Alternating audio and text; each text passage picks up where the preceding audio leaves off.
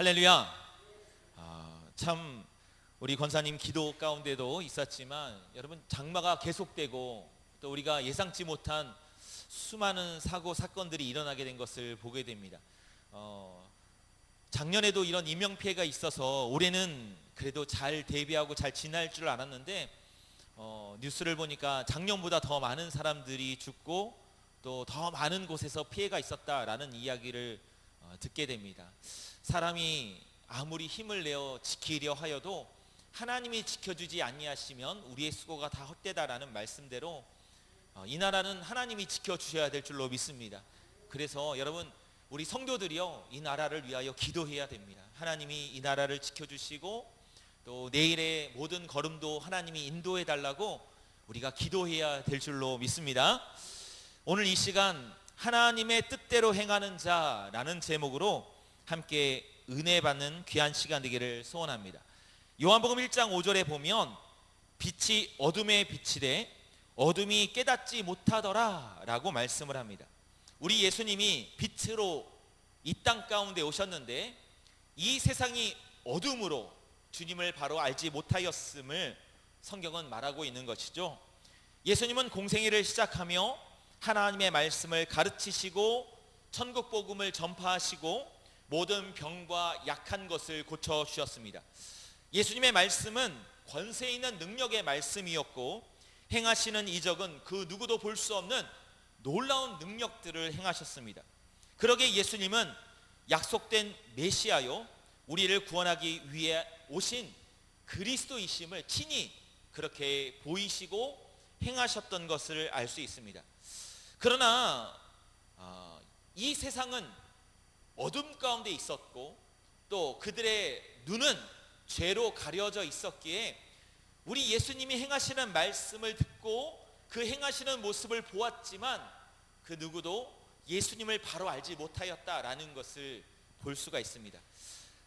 그래서 여기 성경을 보면 앞서 21절 22절에 보면 이렇게, 우리가 읽진 않았습니다만 성경은 이렇게 말하는 것을 볼 수 있어요. 3장 21절 22절입니다. 예수의 친족들이 듣고 그를 붙들러 나오니 이는 그가 미쳤다 함이러라. 여러분, 예수님의 가족들이 예수님의 그 공생의 사역들을 보며 무엇이라고 여겼다고요? 예수님을 미쳤다라고 여겼다는 거예요. 예수님이 하시는 말씀, 예수님이 행하시는 그 사역을 보며 예수님이 정신이 이상하다라고 그렇게 오해하고, 그래서 이 예수님을 잘못 이야기하고 있었다라는 것을 보여주고 있죠. 여러분, 그리고 더 나아가 22절을 보면 또 무엇이라 얘기합니까? 예루살렘에서 내려온 서기관들은 그가 바알세불이 집혔다 하며 또 귀신의 왕을 힘입어 귀신을 쫓아낸다 하니, 여러분, 당시 영적 지도자를 할 수 있는 서기관들은 예수님이 행하시는 그 이적들을 보며 무엇이 집혔다? 바알세불이 집혔다라고 이야기하는 거예요. 이 귀신의 왕 바알세불, 파리의 왕이라는 의미를 가진 거거든요. 예수님이 귀신들을 내쫓고 귀신들을 쫓아내고 병든 자들을 고치는 그 모든 것을 바라보며 바알세불이 집혔다라는 이 단어는요, 헬라어로 에코란 단어인데 붙잡혔다라는 거예요. 예수님이 이 귀신과 병자들을 고치는 것이 누구에게 붙잡혀서? 이 바알세불에 붙잡혀서 바알세불의 힘으로 그렇게 행하는 것이다 라고 이야기하는 것이죠. 여러분, 우리가 무당의 신내림을 이야기하잖아요. 여러분, 무당이 신내렸다 하면 어떻게 하죠? 막 사람의 과거를 다 알아내고, 어떤 때는 날카로운 나귀에 막 무당이 올라서서 막 춤을 추고 막 그러잖아요. 그게 뭐예요? 이 신내림을 받았다라는 거예요. 이 무당이 귀신에 붙들렸다라는 거죠. 예수님이 귀신들을 내어쫓고 병든 자들을 고치시는데 서기관들이 뭐라 그랬다고요? 이 바알세불 귀신의 왕에 우리 예수님이 붙잡혀서 그렇게 행한다라고 이야기한다라는 거예요. 여러분, 얼마나 안타까운 상황입니까? 정말 여러분, 이 시대의 사람들은요, 죄악에 매여서 영적 소경이 되어 보아도 깨닫지 못하고 영적 귀머거리가 되어 예수님이 하시는 말씀을 들어도 그 말씀이 어떤 말씀인지를 분별하지 못하며 예수님의 형제들은 예수님을 향하여 미쳤다, 정신 이상자다 라고 이야기하고, 당시 종교 지도자였던 서기관들은 예수님을 향하여 바알세불에 집혔다, 귀신의 힘을 입어서 그렇게 행한다 라고 이야기하고 있었다라는 겁니다.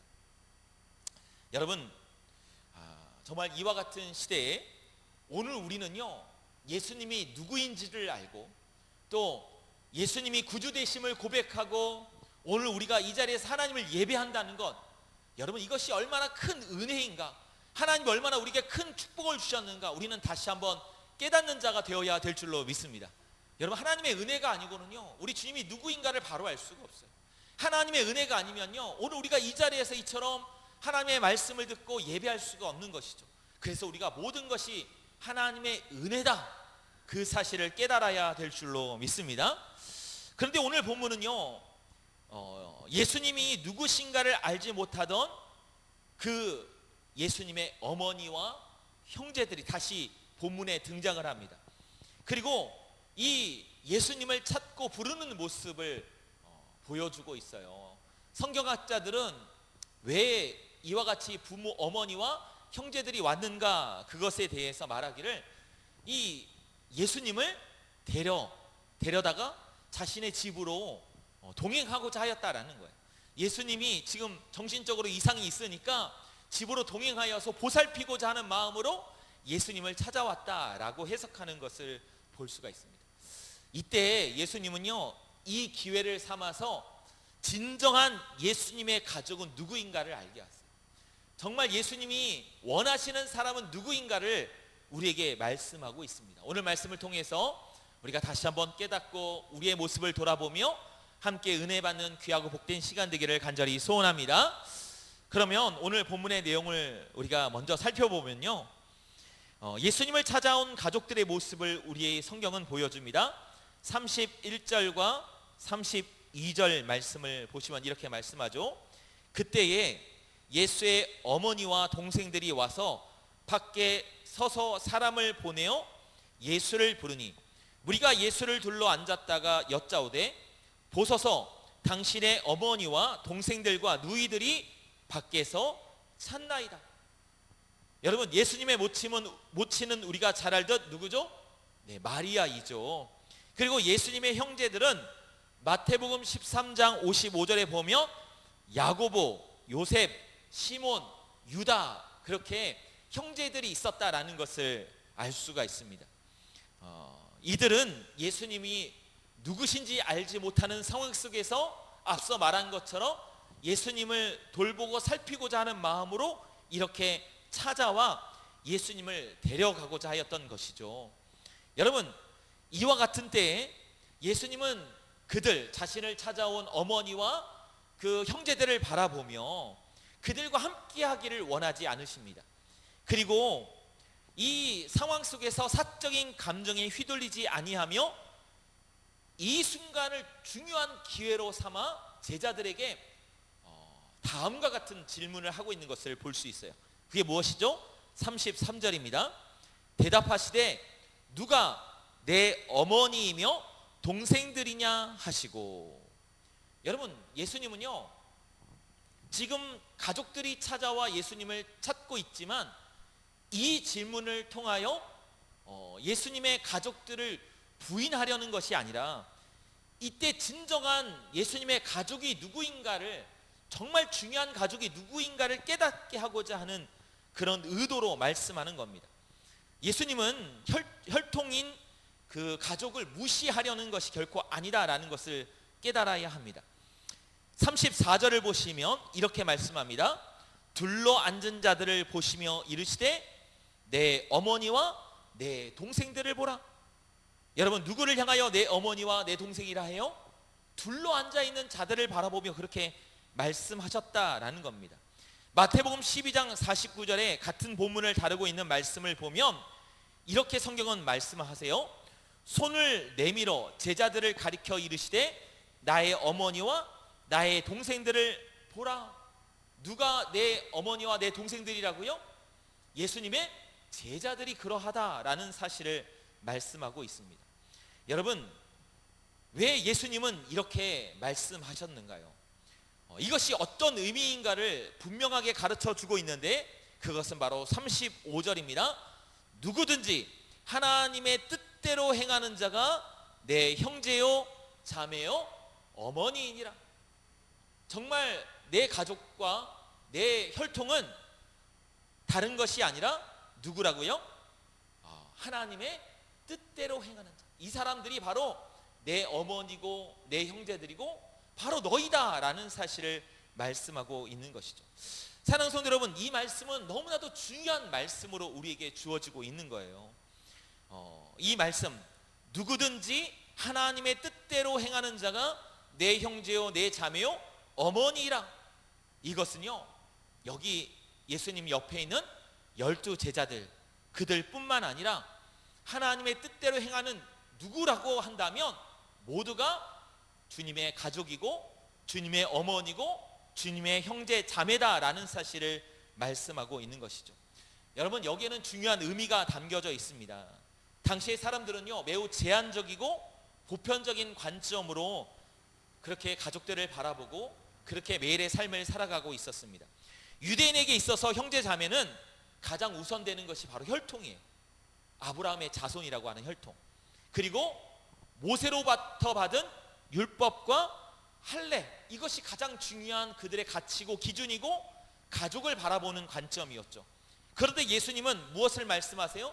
혈통이 아니에요. 혈통이 아니고 또 선민의 징표로 여겼던 할례도 아니고 모세로부터는 율법도 아니라 무엇이라고요? 누구든지 하나님의 뜻대로 행하는 자가 바로 내 형제고 어머니고 자매다라는 사실을 말씀하며, 정말 중요한 것은 그런 혈통이나 할례나 율법이 아닌 하나님의 뜻에 있다라는 사실을 말씀하고 있는 것이죠. 여러분, 그렇다면 우리가 이와 같은 본문의 내용을 배경으로 해서 우리가 살펴보길 원하는 것은요, 그러면 예수님이 말씀하신 하나님의 뜻대로 행하는 자는 어떤 사람이냐라는 겁니다. 이 하나님의 뜻대로 행하는 자가 바로 내 어머니고 형제고 자매라고 말씀하셨는데, 이것이 가장 중요한 핵심인 것 아니에요? 오늘 본문에서 이 말씀을 우리가 보다 구체적으로 잘 이해하기 위해서는요, 이 본문에서보다는 누가복음 8장 21절을 보면 우리 예수님이 말씀하신 하나님의 뜻대로 행하는 자가 어떤 사람인가라는 사실을 알 수가 있어요. 우리 한번 여기에 책갈피를 딱 띄워놓으시고요, 한번 누가복음 8장 21절을 찾아볼까요? 다음 좀 넘기시면, 마가복음 넘겨서 누가복음 8장 21절, 오늘 중요한 말씀이니까요, 같이 한번 이 말씀을 보도록 하겠습니다. 신약성경 104쪽에 있어요. 누가복음 8장 21절입니다. 찾으셨죠? 우리 같이 한번 읽어볼까요? 시작. 예수께서 대답하여 이르시되 내 어머니와 내 동생들은 곧 하나님의 말씀을 듣고 행하는 이 사람들이라 하시니라. 할렐루야, 아멘. 여러분, 하나님의 뜻대로 행하는 자가 내 어머니와 내 동생들이라고 하였는데, 여기 누가복음 8장 21절 동일한 말씀에 보니 하나님의 뜻대로 행하는 자는 어떤 사람이에요? 먼저는 하나님의 말씀을 듣는 자이고, 또 다음은 어떤 사람이에요? 그 말씀을 듣고 행하는 자다라는 사실을 말씀하고 있는 것이죠. 여러분, 이 말씀은요, 우리 예수님께서 산상수훈의 말씀을 주실 때에도 가르쳐 주신 말씀과 같아요. 마태복음 7장 21절과 24절을 보면 나더러 주여 주여 하는 자마다 다 천국에 들어갈 것이 아니요 다만 하늘에 계신 내 아버지의 뜻대로 행하는 자라야 들어가리라 말씀하시고, 그러므로 누구든지 나의 이 말을 듣고 행하는 자는 그 집을 반석 위에 지은 지혜로운 사람 같으리니 라고 말씀하신 것을 볼 수 있어요. 사랑하는 성도 여러분, 우리가 성도라고 한다면, 우리가 예수님을 믿는 진정한 제자라고 한다면 우리는 어떤 삶을 살아야 하는 것이죠? 오늘 이 본문의 말씀대로 하나님의 말씀을 듣고 행하는 자가 되어야 한다라는 겁니다. 할렐루야. 그리고 이렇게 하나님의 말씀을 듣고 행하는 자가 바로 하나님의 뜻대로 행하는 자고, 우리 예수님이 말씀하신 내 어머니요 내 형제요 내 자매가 된다라는 것이죠.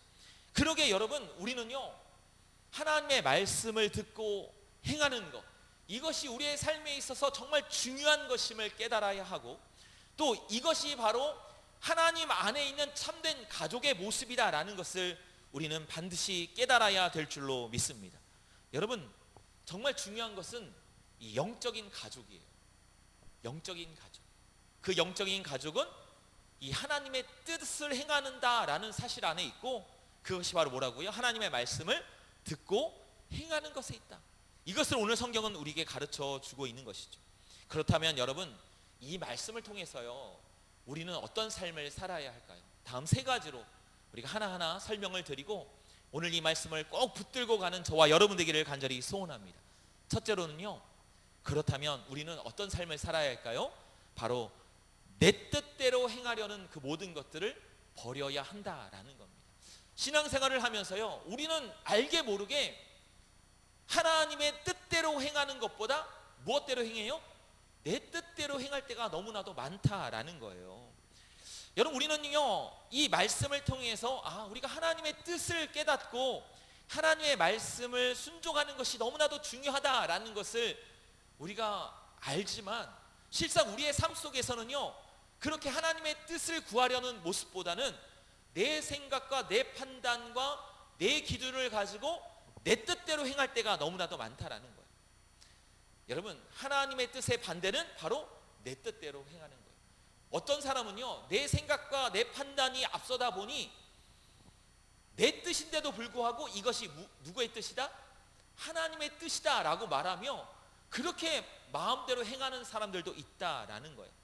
여러분, 그래서요 우리의 삶에 있어서 정말 중요한 기준이 뭐가 되어야 하냐면, 우리의 생각이 아닌 바로 하나님의 말씀이 우리의 삶의 기준이 되어야 해요. 여러분, 말씀을 가까이 하고 말씀을 기준으로 할 때 내 생각과 내 판단은 내려놓게 되고 하나님의 뜻이 앞서서 행하는 삶을 살게 된다라는 것이죠. 할렐루야. 그러게 여러분, 우리는 늘 삶 속에서 말씀을 가까이 하는 삶을 살아야 합니다. 말씀이 기준이 되지 못하면 그렇게 우리의 생각이 앞서서 마치 하나님의 뜻인 것 양 그렇게 행할 때가 있어요. 여러분, 성경에도 보면 그런 경우가 있습니다. 대표적인 사례가 뭐예요? 요나가 그래요. 요나를 향해서 하나님이 무엇을 말씀하셨어요? 너는 니느웨에 가서 그들을 회개하도록 하라 하였지만, 여러분 자신의 생각을 볼 때 이 니느웨는 어떤 나라예요? 아수르의 수도고, 아수르는 하나님의 백성 이스라엘의 적대국이에요. 아무리 생각하고 아무리 판단해도 내가 니느웨에 가서 하나님의 말씀을 전하는 것은 옳은 것이 아니죠. 상식적으로 보고 자기의 판단으로 볼 때는 이 니느웨에 가는 것보다 어디로 가는 게 옳아요? 반대 방향인 다시스로 가는 게 옳아요. 그래서 자기의 생각이 앞서다 보니 하나님의 뜻이 뭐가 된 거예요? 다시스로 가는 거가 된 거예요. 그래서 니느웨로 가지 아니하고 다시스로 가는 길을 택하였다가 하나님의 큰 징계를 받았던 것을 볼 수가 있잖아요. 여러분, 우리가 잘 아는 사울도 그래요. 여러분, 사울이 사무엘상 15장에 보면 하나님이 명령하시기를 아말렉을 모두 물리치고 그들의 사람과 가축을 모두 다 진멸하라 명하셨던 것을 볼 수가 있어요. 그런데 여러분, 성경을 보니까 이 사울이 어떻게 했죠? 이 아말렉과의 싸움에서 이겼어요. 이기고 나니까 그 아말렉 왕을 죽이는 것보다 살려서 데려가는 것이 훨씬 더 이익이에요. 그리고 내가 승전하였는데 이 아말렉 왕을 끌고 가면 자신의 업적이 어떻게 보여요? 더 높아 보이죠. 그러니까 생각해 보니까 이 아말렉의 왕을 죽이는 것보다 데려가는 게 더 좋겠다.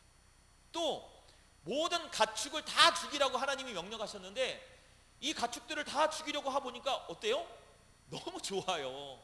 살이 둥실둥실 썩고 기름져 보이고, 그래서 뭐라고 하죠? 이 가축으로 하나님 앞에 제사를 드리자. 여러분, 하나님 앞에 제사 드리는 게 좋은 거잖아요. 그죠? 하나님 앞에 예배하는 거잖아요. 얼마나 귀해요. 그러니까 자기가 생각할 때는 이게 옳아 보이고 내 생각이 앞서다 보니 그게 누구의 뜻이 된 거예요? 하나님의 뜻이 돼버린 거죠. 그래서 여러분, 결국 아말렉도 살리고 모든 좋은 가축들을 살려서 사무엘 선지자 앞에 가서는 뭐라 그래요? 내가 하나님 앞에 제사 드리기 위해서 이것 가져가는 거예요. 그렇게 핑계하지 않습니까? 여러분, 내 생각과 내 판단이 앞서면요, 이런 일을 경우가 얼마나 많은지 몰라요. 우리도 신앙생활을 할 때요, 그런 경우가 너무나도 많아요. 말씀이 기준이 되지 못하고 내 생각과 내 판단과 내 경험이 앞서다 보면 이거 하나님이 기뻐하실 거야, 이게 하나님이 원하시는 걸 거야, 그래서 내 뜻대로 내 마음대로 행할 때가 있다라는 것이죠. 여러분, 우리는요 겸손한 자가 되어야 하고 철저히 말씀 앞에 머리를 숙이는 자가 되어야 될 줄로 믿습니다. 할렐루야. 그리고 늘 하나님의 뜻을 구하며 기도하며, 그래서 내 뜻을 내어버리고 하나님의 뜻에 순종하며 하나님 앞에 영광 돌리는 삶을 살아가는 우리 하나님께 모든 성도가 되기를 주님의 이름으로 축원합니다. 또한 두 번째로는요, 하나님의 말씀을 듣고 행하는 자가 되어야 한다는 거. 행하는 자. 이스라엘 백성이요, 하나님의 은혜 가운데 출애굽하여서 약속의 땅 가나안으로 갈 때, 여러분, 하나님이 그들을 훈련시키셨는데 어떤 훈련을 시키셨어요? 항상 낮에는 구름기둥, 밤에는 불기둥을 바라보며 그 구름기둥과 불기둥의 인도함을 따라 나아가도록 하였다라는 것이죠. 40년 광야의 길을 걷게 하신 그 이유에 대하여 성경은 뭐라고 얘기하냐면, 이스라엘로 하여금 하나님 앞에 겸손하고 하나님의 인도하심을 따르고 그렇게 준비되도록 하기 위하여 40년의 훈련을 시키셨다라는 사실을 말씀하는 것을 볼 수 있어요. 그래서 사람이 먹는 것, 그것을 통하여 사는 것이 아니라 하나님의 말씀으로 사는 것임을 깨닫게 하셨다라는 사실을 신명기 8장에서 보여주고 있죠. 그렇습니다. 성도 여러분, 성도의 삶은요 늘 하나님의 말씀을 듣고 그 말씀에 순종하며 인도함을 따라 사는 삶인 줄로 믿습니다. 시편 119편 105절의 말씀을 보면 주의 말씀은 내 발에 등이요 내 길에 빛이라고 말씀해 주고 있습니다. 그 말씀을 따라 순종하며 사는 삶, 그 말씀의 인도함을 받는 삶, 그것이 우리 성도의 삶이고 그것을 통하여 하나님이 기뻐하신다라는 사실을 가르쳐 주고 있는 것이죠. 그런데요, 안타까운 것은요, 제가 말씀드리는 것은, 고자 하는 것은 이것인데, 여러분, 우리가 말씀은 듣지만 그 말씀에 순종하지 못할 때가 너무 많다는 거예요. 하나님의 말씀을 들으면서 하나님이 원하시는 것은 이거구나 라는 것을 알지만 그것을 지켜 행하지 못할 때가 너무나도 많다라는 겁니다. 여러분, 요즘은 유튜브가 참 많이 보급화되었잖아요. 저희 부모님도 유튜브를 안 보셨거든요. 그러니까 핸드폰을 보면 어떻게 할 줄도 몰라 하셨어요. 근데 어느 순간 보니까 어머니가요 하루 종일 유튜브를 통해서 설교 말씀을 듣고 있는 거예요. 좋은 영상들을 막 보고 계신 거예요. 아니, 가르쳐 드리지도 않았는데 막 검색을 하세요. 좋은 목사님들 이름도 딱 치시면서 이거 언제 봤고 이거 봐야지. 그래서 좀 앞으로 가려고 하면 막대 그래프도 이렇게 넘겨서 보시고, 저희 어머니 아버지가 80대 중반, 이제 90 가까우시잖아요. 막 유튜브를 보세요. 그럼 보면 우리 부모님이 유튜브를 볼 정도면 요즘 분들 중에 유튜브 못 보는 분이 없겠구나, 그런 생각이 들어요. 여러분, 유튜브에 보면요 얼마나 유명하고 좋은 목사님들의 설교가 많은지 몰라요. 마음만 먹으면요 엊그저께 설교하신 것 바로 한두 시간 후에 또 들을 수가 있어요. 그리고 여러분, 유튜브에 보면요 정말 유명하신 신학 박사들 있잖아요. 학교 교수님들. 제가 성신대학교 다닐 때 박용규 교수님이라고 이 역사학에 아주 유명한 교수님이 계셨거든요. 그분 말씀 들으면서 신학교 1학년 때는요 막 눈물 흘리면서 강의를 들었어요. 너무 말씀이 좋아가지고 정말 이 초대교회사를 가르쳐 주셨는데, 그 초대교회 때 순교하셨던 많은 순교자들을 생생하게 가르쳐 주시는데요, 막 그 말씀을 듣는데 너무 말씀이 좋아가지고 막 울면서 그 말씀을 들었거든요. 근데 얼마 전에 보니까 유튜브에 그 교수님이 그 강의를 하고 계신 거예요. 그래서 정말 요즘은 마음만 먹으면, 여러분, 좋은 목사님의 설교도 듣고 또 좋은 교수님들의 강의도 듣고, 여러분 얼마든지 이 깊이 있는 설교, 깊이 있는 말씀을 들을 수 있는 시대구나라는 생각이 들어요. 여러분, 그런데요, 우리가 말씀을 듣고자 하면 얼마든지 들을 수 있고 또 좋은 정보를 얻고자 하면 좋은 정보도 많이 들을 수 있지만, 중요한 건 뭐예요? 들었지만 무엇하지 않아요? 행하지 않는다라는 거예요. 행하지 않는다. 그 말씀을 지켜 나아가지 않는다라는 거예요. 여러분, 이 옛날에 제가 우리 청년들하고 학생들하고 이야기할 때 이런 이야기 많이 했어요. 여러분, 우리 어른들 기억하시는지 모르는데 어린이 프로그램 중에 모여라 꿈동산이라는 그런 프로그램이 있어요. 그게 뭐예요? 인형 탈을 이렇게 크게 써가지고 나와서 이제 막 연기를 하는 거예요. 공통점이 뭐예요? 몸은 정상인데 뭐가 비정상이죠? 머리가 보통 사람이 한 5배는 큰 비정상이잖아요. 근데 이제 그 얼굴을 크게 해가지고 캐릭터를 살리는 건데, 오늘날 성도들이 그런 모습이 아닌가 하는 걱정이 있어요. 왜요? 아는 것은 많아요. 여러분요, 거의 준 전도사님급으로 우리 성도님들이 다 신학의 깊이도 있고 성경도 많이 아시고, 어떤 분은 한 해에 성경을 막 10독 20독 하시는 분들도 있기 때문에 성경 지식이 아주 뛰어난 분들이 많아요. 그러나 문제는 뭐예요? 아는 것으로 멈추고 행하지 않는다라는 것이죠. 삶의 모습이 없다라는 거예요. 하나님의 뜻이 뭐라 그랬죠? 말씀을 듣고 행하는 사람이다 라고 말씀했는데, 우리는 말씀을 아는 것에서 멈출 때가 너무나도 많다라는 거예요. 요한계시록 1장 3절의 말씀을 보면 이렇게 말씀을 합니다. 이 예언의 말씀을 읽는 자와 듣는 자와 그 가운데 기록된 것을 지키는 자가 복이 있나니. 말씀을 읽고 듣는 것으로 끝나는 것이 아니라 그 말씀을 어떻게 하는 자가? 지키는 자, 행하는 자가 어떻다고요? 복이 있다라고 말씀하죠.